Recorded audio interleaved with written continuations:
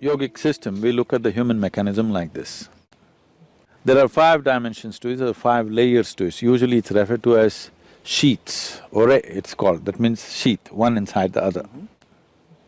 One is the physical body, which is referred to as the food body, because this is essentially a heap of food that we have gathered over a period of time. The next is known as the mental body, because we ascribe intelligence to every cell in the body. There is more memory and intelligence in each molecule of DNA than you can decipher through your brain. That much of intelligence and memory is sitting right here. The third layer is called as the energy body. There are 3 fundamental aspects to it, but it's the first 2 which normally are experienced by most people, the right and the left, which has 36,000 on the right and 36,000 on the left, pathways or channels, which are described as nadis, which meet in 114 different major points, and these points are seen as possibilities. So, mysticism identifies these 114, the geography, the energy geography of the body, and how you could exploit this to transcend the limitations of the human mechanism. Now, the 4th layer is called as vigyanamaya kosha. What the word vigyana means is, it is coming from 2 different words, Vishesh, Gyan. Gyan means knowing or knowledge. Vishesh means an extraordinary way of knowing. So whatever you cannot perceive through 5 senses, if you perceive that, then that is called as Vishesh Gyan or extraordinary knowledge. So, we are talking about a transitory dimension which is transiting from physical to non-physical. So, the 5th dimension, this is in whatever in the New Age language in America, they're saying this is etheric body.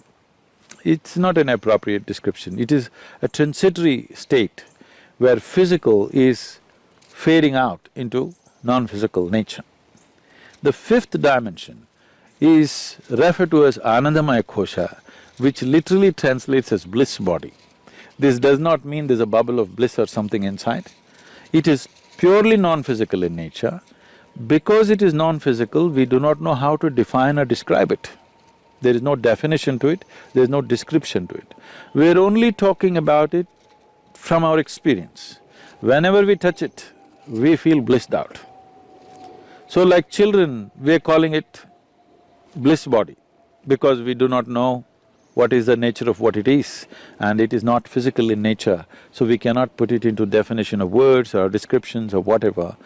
Now to enter into this dimension is the whole process of mysticism, because this non-physical nature is further classified in terms of our experience, how profoundly you involve in it.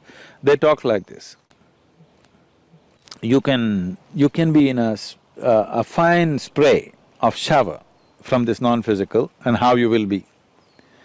Or you can be drenched with it and how you will be. Or you can soak yourself in it and how you will be, like this it is described. In this context, it's a… here I have to surrender my logic a little bit because that's how far my logic will go.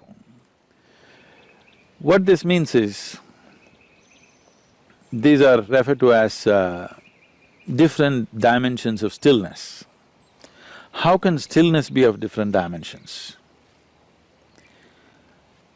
For example, in our experience,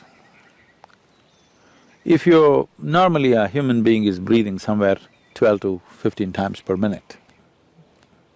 Breath is very directly connected to how the mental fluctuations happen. I don't know if science has explored this, but in our experience it's very much there.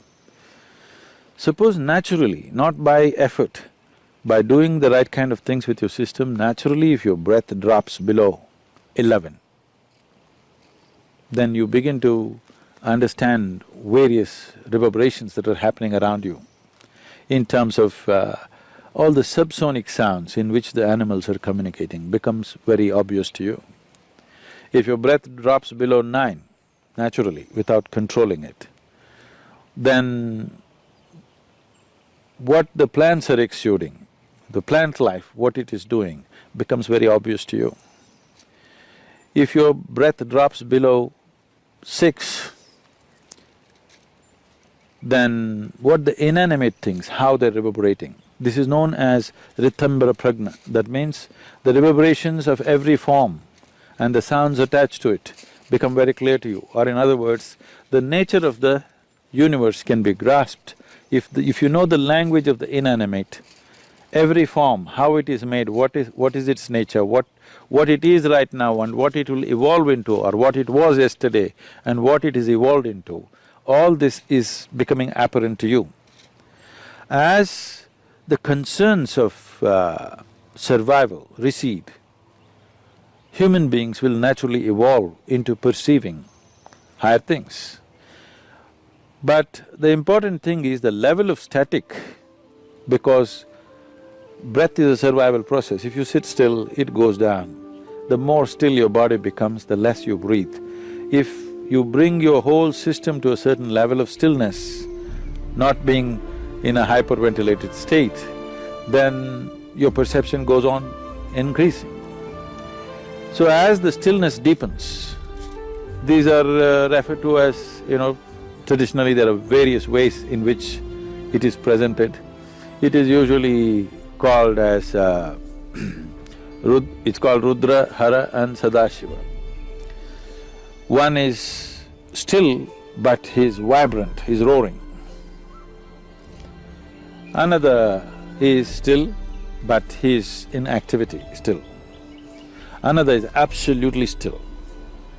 Now always that which is absolutely still is referred to be as the ultimate intelligence.